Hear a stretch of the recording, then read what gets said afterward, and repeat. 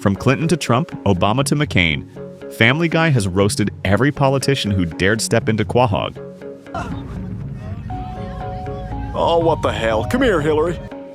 Today we're breaking down the most ridiculous political cameos the show's ever pulled off, plus a lightning-fast bonus round at the end. Donald Trump Season 17, Episode 10, Hefty Shades of Grey, and Episode 11, Trump Guy.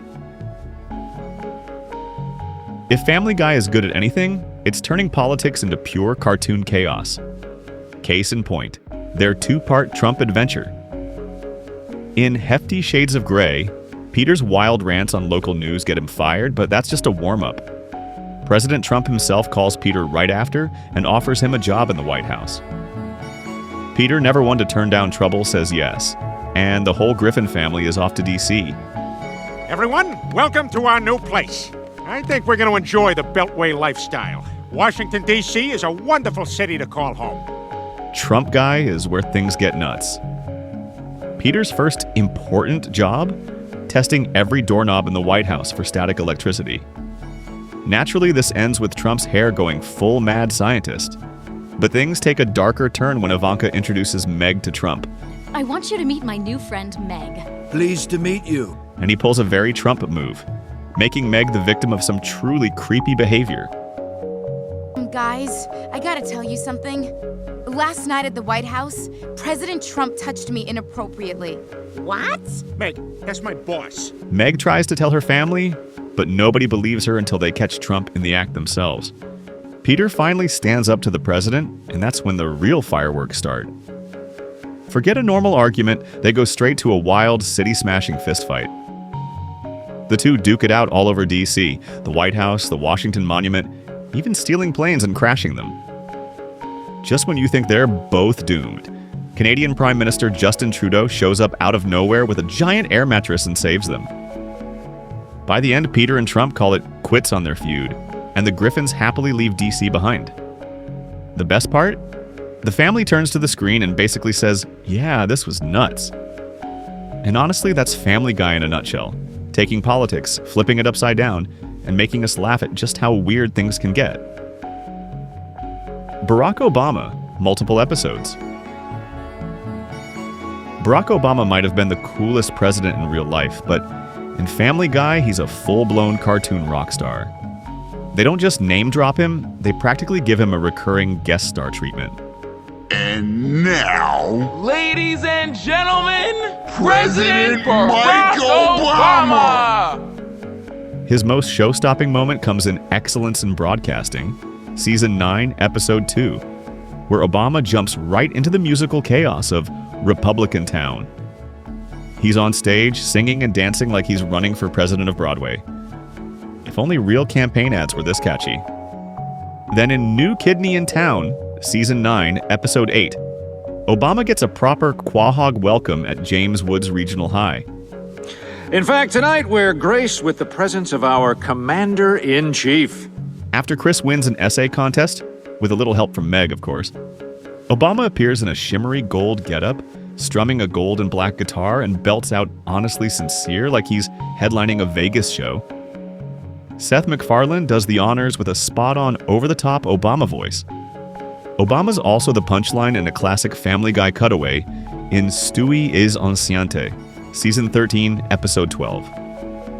Stewie asks if his medical bill is going to Obama, and we're whisked away to the president giving a speech about the benefits of the Affordable Care Act.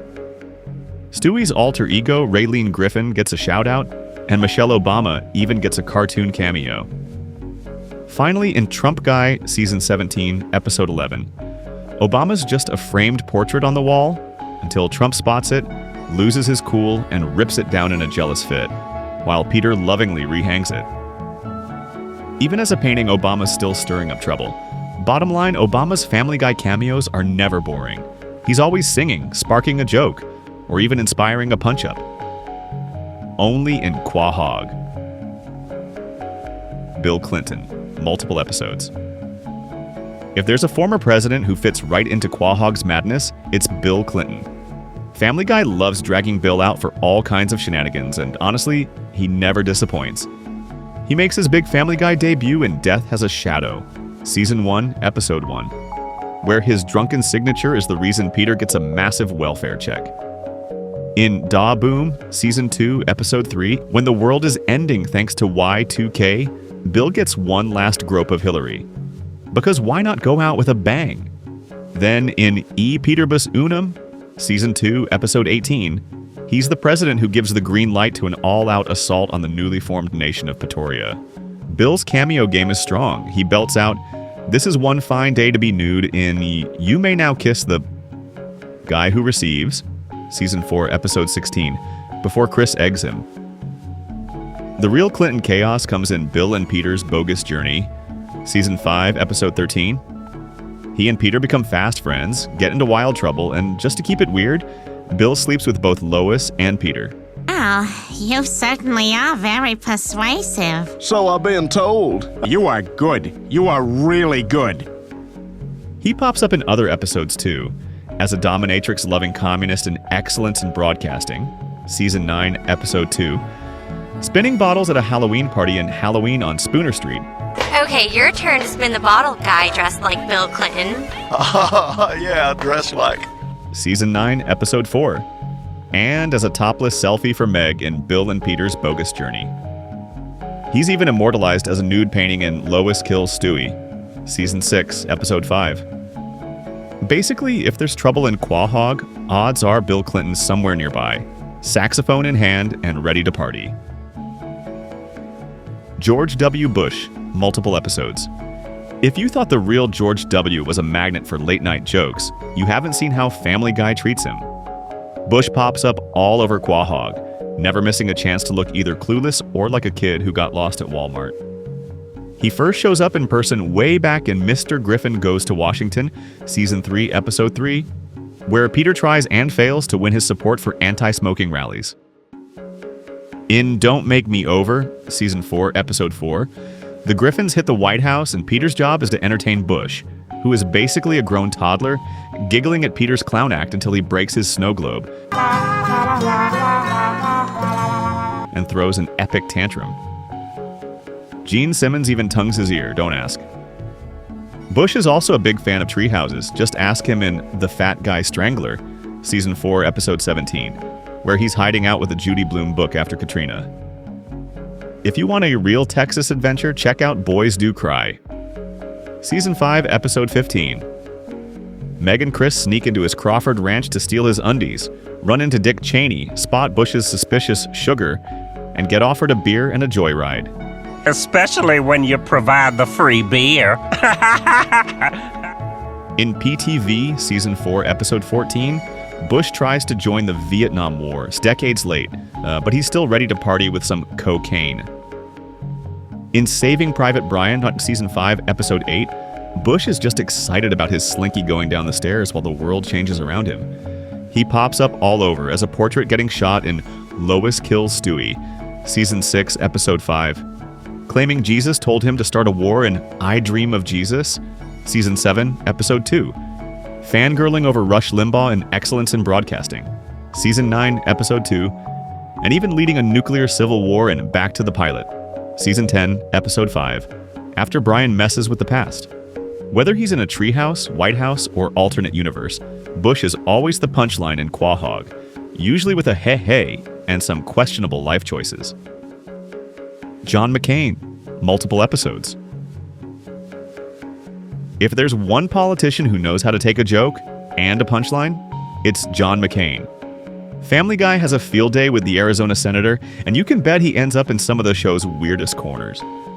First up, Padre de Familia, Season 6, Episode 10, gives us the John McCain experience. It's not a campaign rally, it's a theme park ride where Peter gets locked in a bamboo cage and poked by a Vietnamese guard until he admits he wants to be president. I want to be president! Political satire? Check. Dark, weird humor? Double check.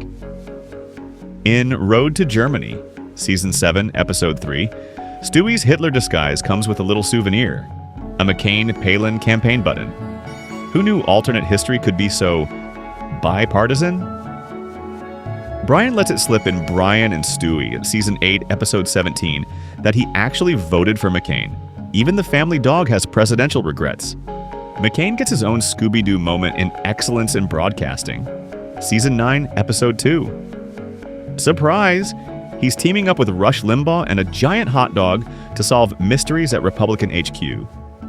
Spoiler alert, Barney Frank is always the monster behind the mask. Finally, in Family Guy Through the Years on Season 16, Episode 16, the show cracks more jokes about McCain's time as a POW. Because if there's one thing Family Guy can't resist, it's a callback to history, no matter how dark. Gonna be drinking a 3-martini lunch. In Quahog, John McCain is always game for a gag, whether he's in a cage, a campaign, or a cartoon caper. Abraham Lincoln, multiple episodes. When it comes to Family Guy, even the great emancipator can't escape a little cartoon chaos. Abraham Lincoln pops up in Quahog way more than you'd expect for a 19th century president, and every time it's as ridiculous as you'd hope. His wildest cameo is in Mind Over Murder, Season 1, Episode 4, where Lincoln's infamous assassination is reimagined as a commercial for Mentos. John Wilkes Booth pitches the mints as he shoots Lincoln, with the Griffins rating the ad except Peter, who's inspired to kill Lincoln himself. Someone keep Peter away from history class. In Holy Crap, Season 2, Episode 3, Lincoln gets swept up in biblical confusion. God tells Abraham to kill Isaac, but here Abraham is Lincoln and Isaac is Isaac Washington. Yeah, it's charming. Like when God told Abraham to kill Isaac. Lincoln's presidential sacrifice gets a dark, weird twist. Lincoln's hat is the punchline in Tales of a Third Grade Nothing, Season 7, Episode 6. Stupid hat! Damn it! In a cutaway, Booth complains that Lincoln's stovepipe hat is ruining his view of the play. I paid 15 cents for this ticket. Talk about bad theater etiquette. He also shows up in The Man with Two Brians, Season 7, Episode 5, scolding neighbor Dale for his overgrown lawn. I noticed your lawn's getting a little high. Yeah, I used to have a guy for that. Dick. Only for Dale to blame Lincoln for freeing his lawn-mowing slave. Yikes. In Yug Yillimov, Season 11, Episode 4, Lincoln's assassination gets a twisted time travel gag. Brian and his date have balcony sex next door, while Booth sneaks up on Lincoln. And in You Can't Handle the Booth, Season 17, Episode 16, Lincoln tries to give a speech during the Griffin family's DVD commentary, but can't get a word in with Winona Ryder causing a ruckus offstage. In Quahog, even Honest Abe isn't safe from the punchline. John F. Kennedy, multiple episodes. When Family Guy drags a president into the joke machine, nobody's legacy is too sacred, not even JFK's. The show has taken a few famously dark and sometimes controversial jabs at John F. Kennedy, popping him into some darkly funny corners of Quahog. His most direct appearance comes in A Hero Sits Next Door, Season 1, Episode 5. While the police are busy shooting up a bank, a kid walks out of a store holding a peas dispenser shaped like JFK, and promptly gets it shot by the police. The kid then laments at least he still has his Bobby Kennedy Pez dispenser. Oh, good thing I still have my Bobby Kennedy Pez dispenser. Even Seth MacFarlane later admitted this joke might have been a little much. Let me pistol whip you a couple of times for the camera? In Sibling Rivalry, Season 4, Episode 22, Lee Harvey Oswald is shown in the Texas School Book Depository, only to spot a man on the grassy knoll pointing a gun at Kennedy. Oswald, thinking he'll become a hero, Time to become an American hero. loads his rifle to save JFK. Only on Family Guy would the show twist the most famous assassination in American history on its head.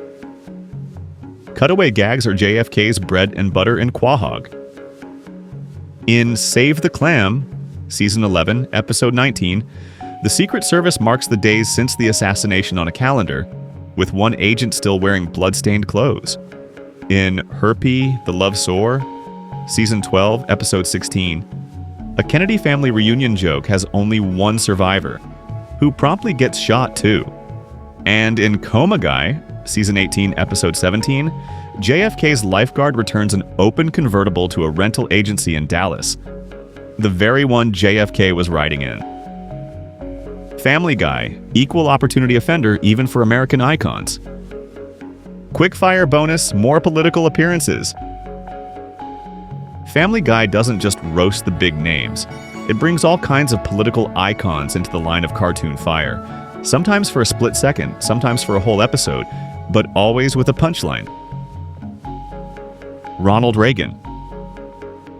Reagan gets the full Quahog treatment, popping up with his classic hair and that slightly confused smile.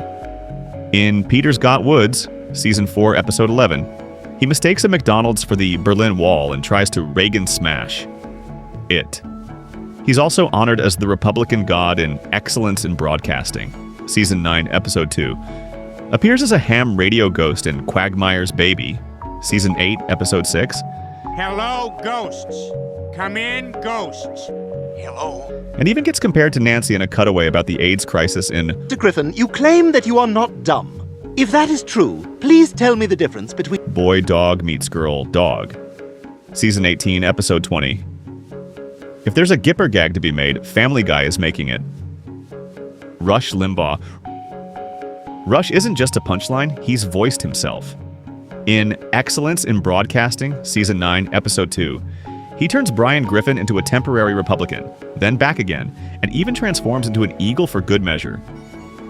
He pops up in Blue Harvest, Season 6, Episode 1, spoofing affirmative action, and in Foxy Lady on Season 7, Episode 10. He's one of Fred Savage's many secret personas. Not to mention he's the Rancor in It's a Trap, S9E18. Hillary Clinton. In Da Boom, Season 2, Episode 3. Hillary and Bill watch a nuclear blast. Bill's last move is a grope. Hillary's last move is a classic unimpressed stare. Al Gore. In Meet the Quagmires, Season 5, Episode 18. Peter's time travel hijinks leave Al Gore as president, causing all sorts of alternate reality weirdness. In Quahog, no politician is safe, not even for a second.